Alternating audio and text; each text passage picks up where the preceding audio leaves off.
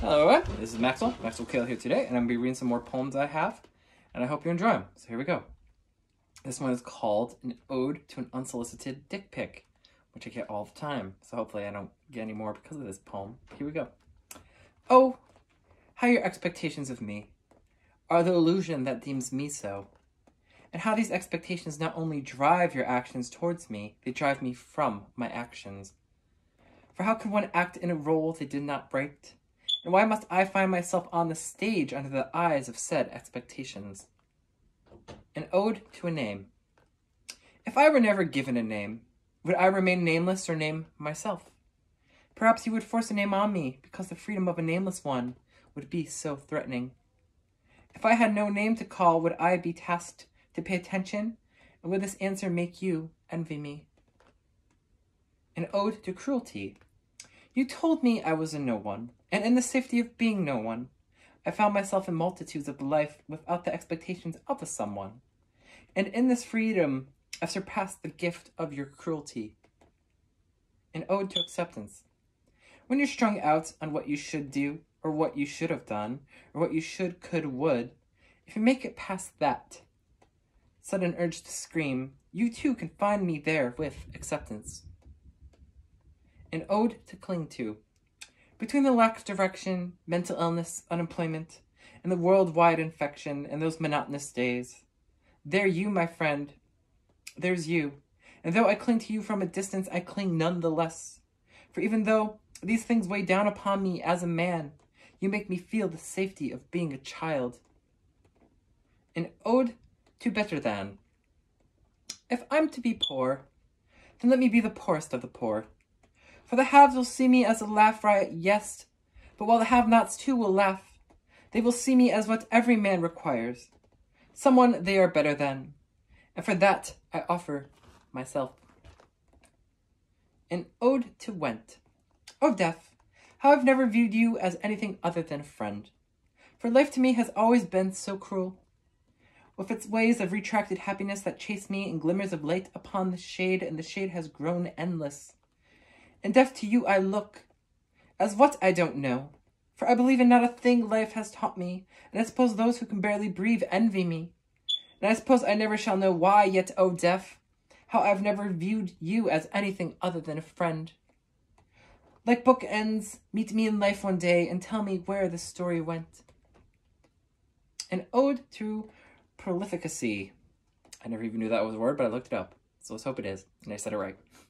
Here we go. If you knew my body, you would know not it's this flesh of luck and chance and generations of one-night stands, no. You would see it in the drawings of one who wants no body at all. For this is the flesh I've earned and sketched myself. You can find it in the musings of one who watches their body fail them, as they try and find refuge like those whose feet kick ravenously to survive long enough for the rescue boat. That's where you'll find me.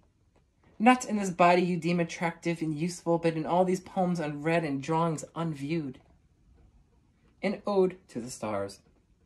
If you are not love, then thank the stars, for to me at least, the thought of love and the desire of said love loves one far more than real love. So if you are unloved, my friend, you know a real love far more than those that are loved. An ode to 4 p.m. My luck when I went for a walk, the park was closed at 4 p.m. on a February Friday. I saw there was still ice on the way down the hill to the bridge. The shiver of my hands told me to walk anyway. As I slid on my ass down the ice, the sudden sense of reality I felt pushed me. It was 4:15 by the time I realized I missed my ticket on the park closing, but unlike the park didn't care.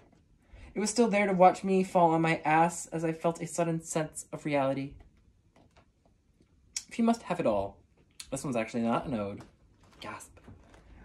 Oh, take what you will if you must have it all.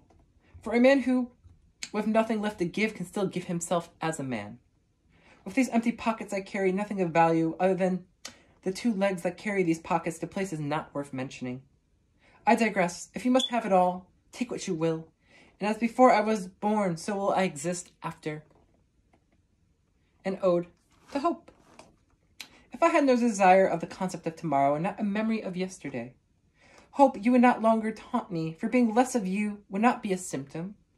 For I could not be ill because of my lack of you, for with no tomorrow and no memory of yesterday, hope you're just a word and not a desire I viciously attach myself to and tear myself viciously away from when I can't see you.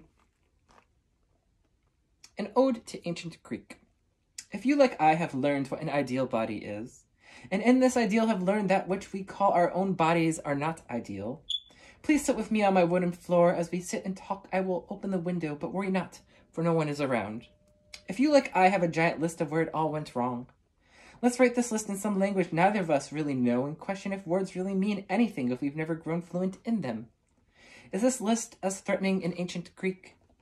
Throughout all this, I think I saw you somewhat smile for the first time, and I decided to babble the words out, for I saw you wild and lost and finally free, and words have given you so much you no longer need.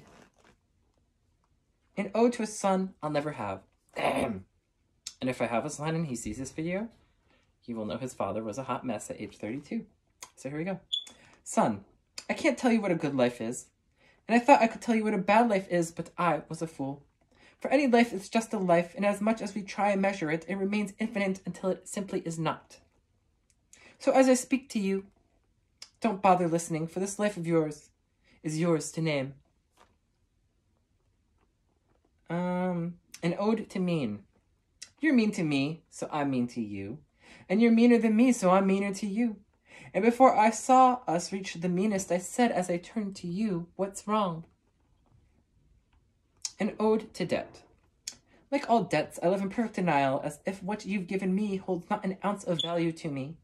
For I am living held by no abstract, or that which I deemed abstract, for this life of mine, while held by reality, holds no connection to said reality, and the debt I owe you, life, does not hang over this head, for this head is too busy chasing ideas. I've heard of death, and by the time I'm forced to speak it, this debt, like all my debts in life, I will live in perfect denial. An ode to dirges. I no longer write dirges for friends who no longer live, for they had me, and they need me no longer, no. I write for all my friends that find themselves not living, yet still breathing. For I breathe with you, my friend, and this dirge is for the feeling that makes such a breath feel as though you no longer breathe. For I breathe with you again, my friend. An ode to our arms. Will you cry with me as men cowering in each other's arms? Can we speak of things we won't even speak to ourselves in times of isolation? Will you look at me as I look at you, as I cry and you cry into our arms? An ode to enough. Imagine if you've never met another man that told you what worth was and what was not worth. If you simply were neither worthy or worthless, as if you walked around with the sense of being, adjectives can no longer damn into existence. For you, my man, naked, simply walking and simply walking are enough.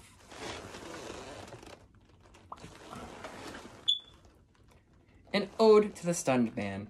I used to think I was worthless, and then I looked at worth, and I saw nothing other than what you've told me, and you've told me a lot. Worth, when looked at, becomes so overwhelming. A man could fall down stunned, yet the stunned man still lives. And that's it for my poems. So that was a collection of poems written by Maxwell, who's me, and I hope you enjoy them. And if I ever have a son, I hope you're not offended by that poem. So have a good day. Bye.